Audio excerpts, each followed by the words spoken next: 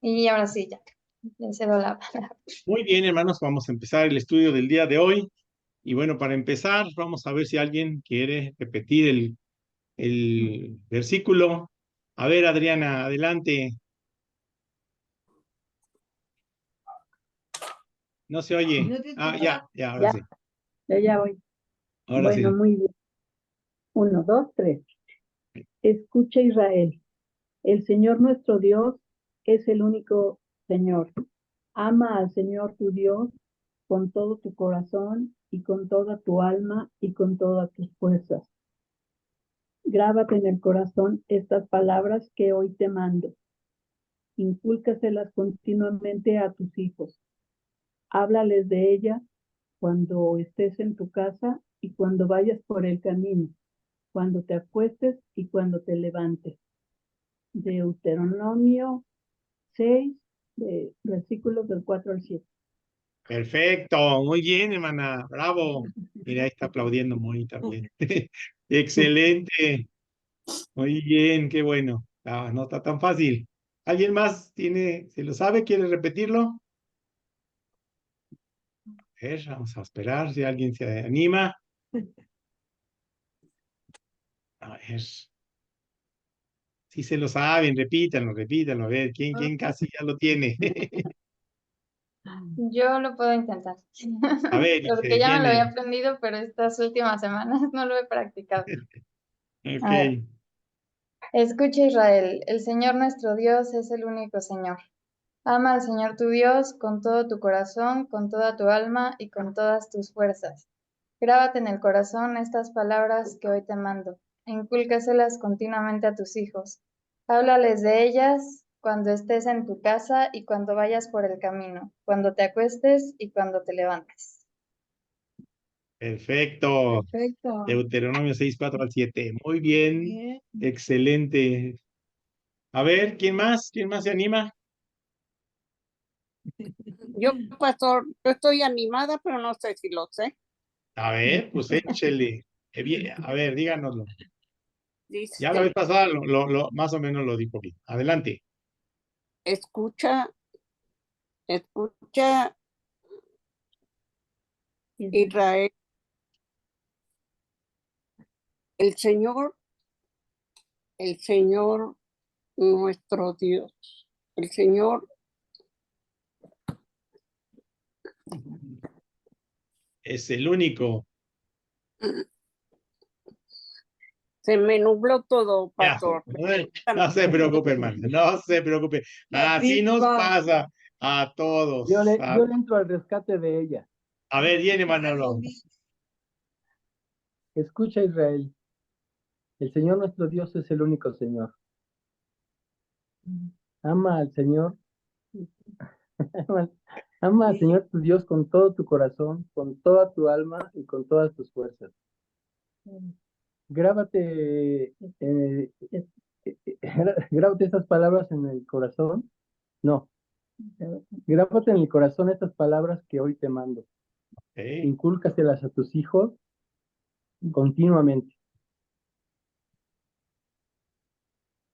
Háblales de ellas cuando estés en tu casa, cuando estés en el camino y cuando te acuestes y cuando te levantes. Viento, casi. Muy bien, ya son detallitos que faltan. Excelente. Muy bien. Voy a A intentar. ver, viene, Tere, intenta. Vale. Como dice Adri y Ilse, en serio que me lo sabía perfectamente y ya se me borró. Viene. Voy a intentarlo.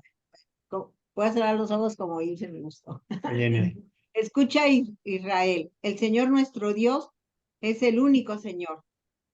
Ama al Señor tu Dios con todo tu corazón, con toda tu alma, con todas tus fuerzas. Grábate en el corazón estas palabras que hoy te mando. Incúlcaselas continuamente a tus hijos.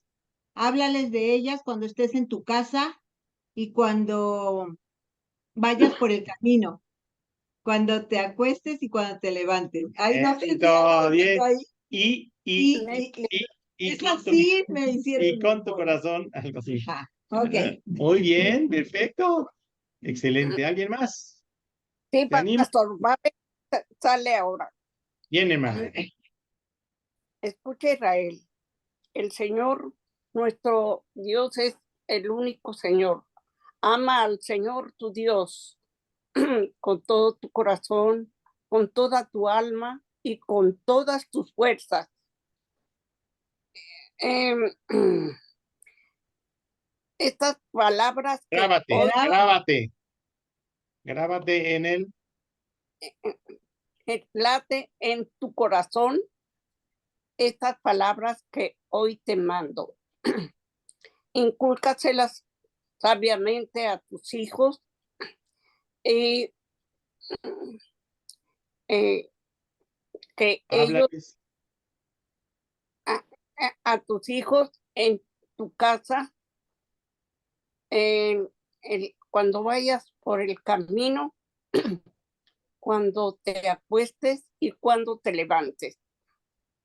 Bien, muy bien, hermana. Y casi nomás te faltó una palabra que cambió continuamente, pero excelente. Muy bien. Bueno, Continuamente tengo que aprenderlo. eso. Exactamente. ¿Alguien más? Una última oportunidad. ¿Ya nadie más? Bueno, ahí lo dejamos para la semana que entra, a que venga así el maestro. Bueno, vamos a empezar con el estudio. Vamos a ver jueces y algo de Ruth. Entramos ya, como vimos la semana pasada, al libro de los jueces. Y hay algo impresionante con este libro y es su temporalidad. Desde el libro del Éxodo hasta el final del libro de Josué, abarcamos un periodo de alrededor 130 años. Pensemos en el año 1890. ¿Alguien se acuerda lo que pasó en el año de 1890? muchos. No, pastor. 1890. ¿Alguien se acuerda qué estaba pasando en esta época? Pues algo estaba pasando, pero hace mucho, parece ser que fue hace mucho tiempo, ¿no? Han pasado de 1890 a nuestro tiempo muchísimas cosas. Para los israelitas igual, hermanos, habían pasado muchísimas cosas como pueblo. Ya no estaban en el mismo lugar. Por fin habían llegado a la tierra prometida. El libro de los jueces abarca un periodo, hermanos, de 325 años aproximadamente. Esto es muchísimo tiempo más. Es uno de los periodos más oscuros del pueblo israelita, no tanto por las desgracias que fueron muchas, sino por la desobediencia.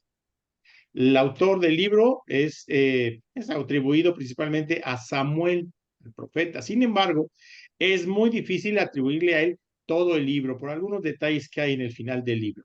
Y otro aspecto para tener en cuenta es que no está narrado tan cronológicamente, concretamente por el contenido de los últimos 5 capítulos. Sin embargo, su organización tiene un sentido estrictamente literario, el cual nos permite ver la creciente depravación del pueblo israelita. El libro arranca justamente donde nos dejó el libro de Josué, que es Josué y de repente es el que sigue Jueces.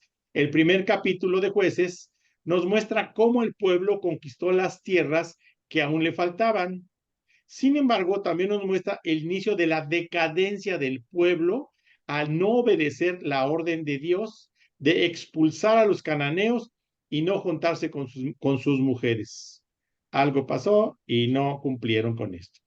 Este es uno de los factores que llevará a los israelitas al pecado y a la idolatría profundas, de las que tanto los van a quejar en este periodo. El segundo capítulo es el que le da todo el contexto al libro. La entrada del ángel del Señor, que aparecerá en diferentes ocasiones en este periodo, nos deja con el juicio por la desobediencia de los israelitas y el hecho de que habían roto con el pacto con Dios. Unos capítulos antes, en el final de la vida de Josué, leímos que el pueblo se comprometió a ser fiel a Dios y cumplir con todo. ¿Se acuerdan? Que hasta dijo, yo y mi casa serviremos al Señor. Y bueno, todo el pueblo contestó que también. Pero después de la muerte de Josué y de toda esa generación, los israelitas hicieron lo malo ante los ojos de Dios. Este fue el principio del fin para las siguientes generaciones, lamentablemente. Y hay unos versículos interesantes del capítulo 2, los versículos del 16 al 19, que son un resumen del libro completo. Dice el capítulo 2, versículos 16 al 19. Dice, entonces el Señor hizo surgir líderes de los que los libraron del poder de esos invasores. Sin embargo, tampoco escucharon a esos líderes, sino que se prostituyeron al entregarse a otros dioses y adorarlos. Muy pronto se apartaron del camino que habían seguido sus antepasados, el camino de la desobediencia a los mandamientos del Señor. Cada vez que el Señor levantaba entre ellos un líder, el Señor estaba con él. Mientras este líder vivía, los libraba del poder de sus enemigos, porque el Señor se compadecía de ellos al oírlos gemir por causa de quienes los oprimían y afligían. Pero cuando el líder moría, ellos volvían a corromperse aún más que sus antepasados, pues se iban tras otros dioses, a los que servían y adoraban. Y termina este texto diciendo, de tal forma se negaban a abandonar sus malvadas costumbres y su obstinada conducta. Y bueno, justo el capítulo 3 inicia remarcando esta desobediencia del pueblo y sus consecuencias. Y a partir de aquí, del capítulo 3 y hasta el capítulo 16, veremos una lista de jueces que estuvieron en diferentes momentos históricos para ayudar a librar al pueblo de la opresión que sufrieron de los extranjeros. Hay que resaltar esto porque Dios no libró a los israelitas de las consecuencias de su pecado, al contrario, permitió que las vivieran porque Él mismo ya les había dicho anteriormente lo que pasaría si se olvidaban de sus mandamientos. Aún con esto, Dios nunca los abandonó y permitió que a través de estos jueces pudieran ser librados de la opresión. Dios siempre ha sido bueno, el pueblo ha sido malo. Ahora, ¿qué es un juez conforme a este libro? Los jueces aquí no son como los conocemos actualmente, personas con el conocimiento de las leyes de una nación y los cuales impartirán justicia, y bueno, pues ahora vemos que los jueces ya se andan peleando aquí en todos lados, ¿verdad? En fin, eran otro tipo de jueces. Estos jueces eran caudillos, se llaman, aunque no necesariamente expertos en la guerra ni en tácticas militares. Algunos eran campesinos, otros obreros, y algunos incluso fueron grandes guerreros. Es impresionante cómo estos jueces fueron de muy buenos, empezando con Otoniel, el mismo que fue el yerno de Caleb, hasta Sansón, el peor de todos.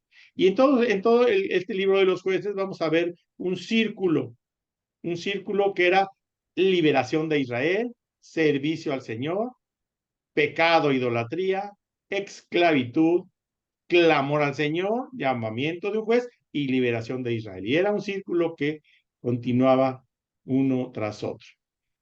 Bueno, aquí bien podríamos preguntarnos, ¿cuál es el juez que más te llamó la atención? Bueno, seguramente en la lectura que tuvimos, a lo mejor algún juez nos llamó más la atención que otros. Es cierto, las historias de los jueces nos hacen ver que el pueblo israelita cada vez más se iba pervirtiendo debido a su pecado. Vamos rápidamente a hacer un repaso de cada uno. Y si usted tiene su Biblia y la abre ahí en el libro de jueces, verá que el primero es Otoniel. Otoniel no necesita mucha presentación. Lo conocimos desde Josué, un hombre con buena reputación, sobrino y yerno de Caleb, quien fue el que liberó a Israel de Cusam Risatayim. Mientras estuvo como juez Otoniel, el pueblo tuvo 40 años de paz. Y esto yo creo que muchas veces pues hasta nos da paz a nosotros, ¿no? Después de estar leyendo tantas cosas tremendas, bueno, ya por fin hubo la paz y 40 años, bueno, en la Biblia habla mucho de 40, es un número muy importante. Después vemos a Ahod. Y Ahod es peculiar ya que al ser zurdo, en su época era considerado como una discapacidad. Muchos benjaminitas eran zurdos y en Israel, en vez de tratarlos como personas de segunda clase, eran elegidos como soldados altamente especializados. Yo no sé si usted conoce algún zurdo. ¿Alguien de aquí es zurdo? Levante la mano. ¿Nadie es zurdo? No, Yo creo que tengo no, mi ¿verdad? hermano. Pero sí conocemos a alguien que es zurdo, Claro. ¿verdad? Sí, Y Norma, realmente Norma tienen dice, cierta, Normita es zurda, sí, cierto. De veras que se notan capacidades especiales a estas personas. Bueno, pues allá también, eran seleccionados como soldados especializados. Posteriormente a su acto, el pueblo disfrutó, dice, de 80 años de paz. Su historia nos muestra que Dios puede usarnos tal y como Él nos creó. Identificarnos con Él puede ser muy complicado, ya que el asesinato que cometió estuvo muy intenso. Sin embargo, podemos preguntarnos qué, qué es lo bueno de cada rey, que digo, de cada juez. Pues, Todos deben de tener algo bueno. Sí es cierto, tuvieron cosas malas. Después vemos a otro juez, Samgar. Samgar es uno de los que menos tenemos registro, pero no por eso es menos impresionante. Tiene el registro de vencer a 600 filisteos enemigos con una vara para arrear que tenía la forma de una lanza. ¿Se imaginan? 600. Con una punta afilada de un lado y un pedazo plano de hierro en el otro. Y esto pues, sabemos que fue una hazaña increíble. Debido a que no tenemos registro de su tiempo y que el siguiente juez inicia recordando a Ahod, es probable que viviera durante el mismo tiempo que él, pero en otra región. Después se mencionan a Débora y Barak. Débora y Barak nos muestran a la única mujer de esta lista. Débora era una profetisa encargada de exhortar al pueblo para obedecer a Dios y resolver problemas que el mismo pueblo tenía. Debido a la falta de fe de Barak, la honra de la victoria se la llevó Jael, otra mujer. Y vemos también el canto que compusieron Débora y Barak. Y este canto sirvió para que el pueblo conociera y transmitiera de manera más sencilla el conocimiento de los hechos. Era una costumbre a través de los cantos, pues dar a conocer los hechos que vivían. El país tuvo 40 años de paz con estos dos líderes. Y después vemos a Gedeón. Gedeón es uno de los jueces más conocidos, pero también uno que nos muestra en mayor medida la degeneración que el pecado está provocando en el pueblo. Sus acciones son el ejemplo de alguien que tenía una conciencia de Dios bastante limitada. Aun con todo esto, Dios lo usó de maneras increíbles. Sin embargo, fue el primero en iniciar nuevamente al pueblo a la idolatría y su vida familiar posterior no fue ejemplar para el pueblo. Después se menciona a Abimelech. Abimelech gobernó en Israel durante 3 años. Él había matado a los 70 hijos de Gedeón, que eran sus propios hermanos. Los líderes de Siquem lo apoyaron para hacer esta maldad. Después de Abimelech, se menciona ahí en el libro a Tola y a Yair. Y ellos son el claro ejemplo de que menos es más. Ambos lideraron y salvaron a Israel en diferentes momentos y le dieron también a Israel 45 años de paz. Después viene Jefté. Jefté fue un caso dramático durante toda su vida, despreciado por ser hijo de una prostituta, corrido de su tierra por sus hermanos y después, debido a un voto precipitado, tuvo que entregar a su propia hija. Seguramente se acuerdan, ¿no? Que dijo, si ganamos, quien me reciba será entregada al Señor, y lo recibió su hija. Dios le dio la victoria, pero el costo fue altísimo. ¿Recuerdas cuando hablamos de la importancia de los votos? Este es el claro ejemplo de lo que Dios dijo acerca de ellos y lo que el autor de Eclesiastés nos menciona más adelante. En Eclesiastés 5:2 dice, no te apresures ni con la boca ni con el corazón a hacer promesas delante de Dios. Él está en el cielo y tú estás en la tierra. Mide pues tus palabras. Eclesiastés 5:2. Qué interesante. Fue juez por solamente 6 años, Jefté. No sabemos mucho acerca de Ibzán, los que siguen, Elón, ni Abdón. Estuvieron ellos por un periodo de 25 años entre los tres, y la manera de presentárnoslos nos deja ver que tenían grandes riquezas. Y el último juez de este periodo, el último fue Sansón, esta parte. Su historia es probablemente la más conocida de todos los jueces. Y aún con esto puede llegar a ser muy decepcionante. ¿Te imaginas ser recordado por todo lo que pudiste ser, pero nunca lo lograste? Imagínense, ser recordado por lo que pudiste lograr, pero que no se pudo. Este es el caso de Sansón.